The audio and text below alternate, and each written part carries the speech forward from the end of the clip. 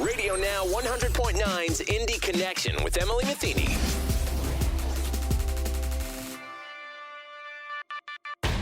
Hello, I'm Emily Metheny, your host.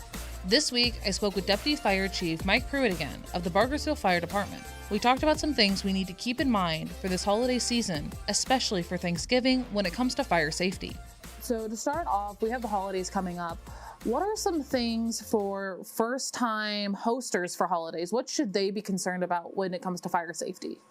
Well, if you're a first-time hoster, you're about ready to get an eye-opening on what it's like to host versus going somewhere and letting someone else deal with putting on the feast and the celebration of the holidays.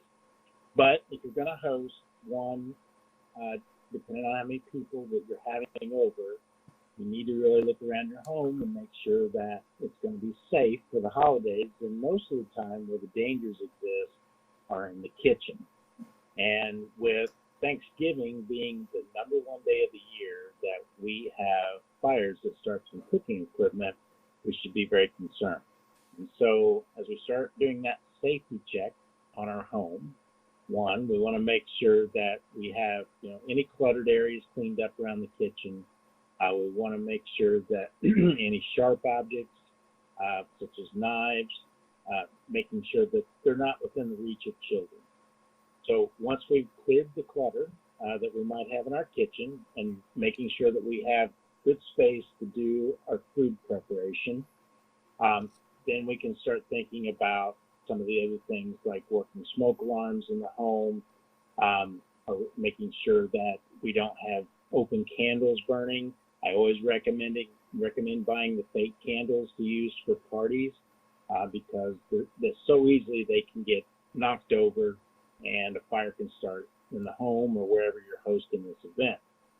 There's a lot of activity that goes on in the kitchen during the holidays when we're cooking. So you could have what normally you're used to is maybe you or a couple other folks in the kitchen, and now you could potentially have 5, 6, 7 people in the kitchen, and everybody has an assignment. So now we know with a lot of hot items that are in the kitchen, whether it's items that are on the top of the stove or cutting meat, just a lot of things that can reach out and bite us in the kitchen. And then the other thing that can happen is that we get distracted. There may be other activities. We may be watching TV, we may be playing games. And during that time, if someone's not watching the food and something starts to get hot and catches fire in the kitchen, we have a major problem going on there, obviously, also. So we need to kind of separate areas out in the home, a place for the kids, a place for the adults, and then your main kitchen staff that's going to be working to cook the food. Make sure that you limit that to as few people as possible. There's jobs for everyone in getting that meal together so that you can have that safe Thanksgiving. So if I'm cooking over the stove and I have some oil that ignites, you're not supposed to throw water on the oil, so how do I put that fire out? So if you would happen to experience a fire in the kitchen, maybe we let the oil or the grease get too hot and we have a fire, you have a couple different options. Okay. So one is you have, I always tell people, if you have a pan fire on top of the stove, take a large cookie sheet, and a lot of times if you slide that cookie sheet over the top of that pan, it'll smother that fire. It takes the oxygen away and burns itself out. The last thing we want to do is grab that pan and take it to the sink because oil, water, and heat just don't mix. And we're just going to make that fire even bigger. So that's one option. The other option is keeping a ABC dry chemical extinguisher in the kitchen. They make these in different sizes for you to keep around the home. And that's something that you can use to extinguish a fire. But the one main point that I want to drive home here is if a fire starts in the kitchen, you need to call 911 and get the fire department there. Because we know there's a history of people delaying that call to 911 because they thought they could fight the fire on their own. And the fire continued to grow quicker than what they thought it was going to. And the fire gets a huge head start on the fire department. And by the time they get on the scene, the home is heavily involved in fire, and that only took a couple minutes to do that. So those are a couple things to just keep in mind if you would have a grease fire in the kitchen. Mm-hmm. And it's always important to call 911 as soon as someone sees this fire, or as soon as they start smelling the smoke? As soon as you recognize that there is a situation that is not within your control. Mm-hmm. So fire, heavy smoke, immediately want to get everyone out of that home and call 911 to get the fire department responding as quick as possible. Mm-hmm.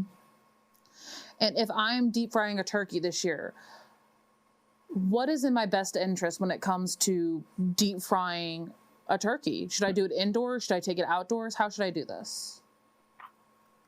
So a lot of people enjoy doing that deep fried turkey in a pot of oil. The mistake that they make many times is they think that it might be a little chilly outside, so I'm going to put this in my garage, or I'm going to put it on the front porch or the back porch of the house.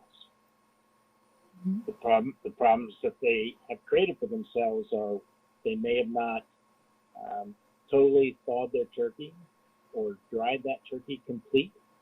And if you do that and you put it into the hot oil, you're going to have a reaction. Again, that water and that oil, that hot oil, do not mix. And when that boils over, an open flame will ignite that.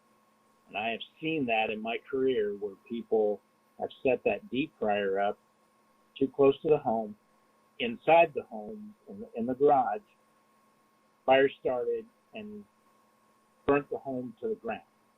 That's how quickly this fire will spread. And that was within just a couple minutes.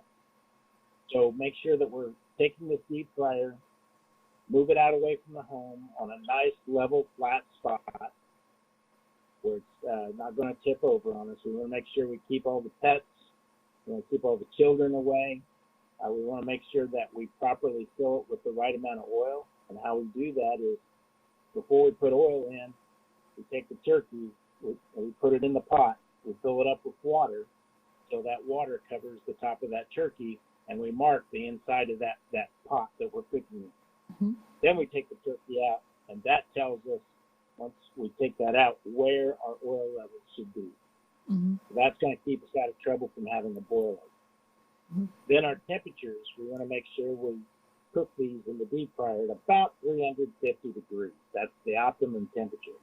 If we get this too hot, then we could very well cause the oil to catch fire. But, a lot of people say, well, the oil's not spilling over. Well, it's giving off vapors, and those could become flammable. Mm-hmm. So we want to make sure that we follow those simple, easy steps if we're going to do that old traditional deep fried turkey that everybody enjoys. We always recommend there's some alternative methods to cooking a turkey. Infrared cookers are nice and clean and safe. And then maybe if you have a smaller turkey, you may even choose to do the air fryer. Those work really well. Mm-hmm. And once again, it's keeping people away who shouldn't be near it. It's keeping the pets away, and it's having someone designated away from the home to deep fry this turkey properly. Yes, kids tend to be our biggest issue with being in the kitchen, running through the home, tipping something over, and adults can be. Those are the people we want cooking the turkey. It doesn't take a whole crew to cook a turkey, but sometimes adults can be just as irresponsible, especially if we've added alcohol into the Thanksgiving celebration, and people start getting a little risky and taking chances. So we want to keep all those things in check. Mm-hmm. What other things should people be on the lookout for during Thanksgiving and going into Christmas when it comes to fire safety? Well, as we go through the cooking issues, we're going to start decorating our homes. And when we start decorating our homes, we're plugging a lot of electrical lights into Christmas trees, maybe on the exterior of our home, interior of our home. And so as we break out those lights and start looking them over, we want to check the electrical wiring to make sure it's safe. Mm-hmm. So that when we put it on the tree, we don't have something that shorts out and would catch a tree on fire or cause a electrical hazard where somebody might get shot. So look through your decorations really closely. If you're going to use a live tree moving into the Christmas season, make sure you take good care of it. Make sure you water it every day. If you don't water your tree every day, the tree is going to die sooner than you want it to, and then it becomes a fire hazard in the home. Mm-hmm. So as we get ready to, do these things to move into Christmas beyond Thanksgiving, we just got to take our time. And I know there are a lot of people that like to climb all over their homes and hang lights on the gutters and put Christmas Santas on their roof. They're climbing up and down ladders. Don't do that alone. Get somebody to help you when you're decorating the exterior of your home, so that you can do a little safer. If you would have an accident and fall for any reason, somebody is there to report that. Mm-hmm. And when someone is plugging in their tree, should they plug in directly to the outlet, or can they use a power strip? Is that a fire hazard? So if we can overload, power strips can be overloaded. Mm-hmm. There's no better option than plugging directly into the outlet. Now, the fortunate thing is on most Christmas trees, the lighting are very low voltage, and so they don't draw the electricity that maybe a space heater would. Mm-hmm. So we can get away with using some power strips in some cases, but there's nothing better than plugging directly into actual outlets. Mm-hmm. And if there was an electrical fire to start, is there a smell, or is there any other way we can pick up on that before, like sooner rather than later? You'll always pick up on something burning sooner than later if you have a working smoke alarm. Mm-hmm. If you smell something burning in the home and you can't identify what it is, call the fire department. They'll come out, investigate the odor. Could be something just this electrical cord that's overheating. There's many things in the electric components in our homes that can cause us problems. But don't wait, because too many people wait, thinking that they're going to be able to find the source of that electrical smell. And by the time they find it, they might find it after it's already turned into a major fire. And so it's always important to call the fire department to have us come out. We have the equipment to come in, look through your home, look for hot spots and electrical wiring, so that we can make sure that your home is safe when we leave it. Mm-hmm. And so would that be a call to the local station first, or is that a 911 call? That's the 911 call. There's many stations. If you call a fire station direct, if it's a volunteer fire department, there may not be anybody there. Mm-hmm. So it's always best to call 911. That's going to get you the quickest response, most adequate response possible. And you mentioned space heaters. As we are going into the colder months, it's gotten cold here in Indy. You mentioned plugging directly into the wall. How close should the heaters be to people in the room, next to your bed, things like that? What are some other safety things with that? So space heaters are something that people use when at the moment it starts getting a little chilly, they break out the space heaters. And they may use a space heater before they even turn their furnace on for the winter, because they're just trying to take the light chill off. Mm-hmm. Where we get ourselves in trouble with space heaters is that we leave them too close to something that's combustible. The rule of thumb is keep space heaters at least 3 foot away from anything that is combustible. So that could be a bedspread, that could be a living room recliner, it could be newspapers. The list goes on of items that catch fire from the space heater. So we want to make sure that the proper distance. We want to make sure that we shut them off at night when we go to bed. Mm-hmm. I know everybody says, well, that kind of defeats the purpose of staying warm, but when you go to bed, it's unattended. And that's where people get themselves in trouble with space heaters. They don't notice that something is catching fire. So at night, when you go to bed, shut it off. Mm-hmm. Add a few more blankets. Snuggle up. If you leave home to go anywhere, shut the space heater off. We never want to leave it unattended. And if you think that adding an extension cord onto the space heater to get it somewhere else in the home is a good idea, that's not a good idea. Because that electrical cord may not be designed to handle the amount of energy being pulled through that cord cord could end up catching on fire. So space heaters should be plugged in directly into wall outlets. Mm-hmm. And as we start to wrap up, what else should people be on the lookout for this winter season? Well, this winter season, make sure that you, one, are dressing for the weather.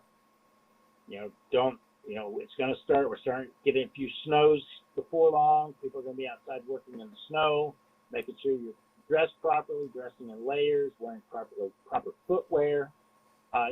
Proper footwear is very important, whether we're staying around the house or we're going to work or traveling to family gatherings.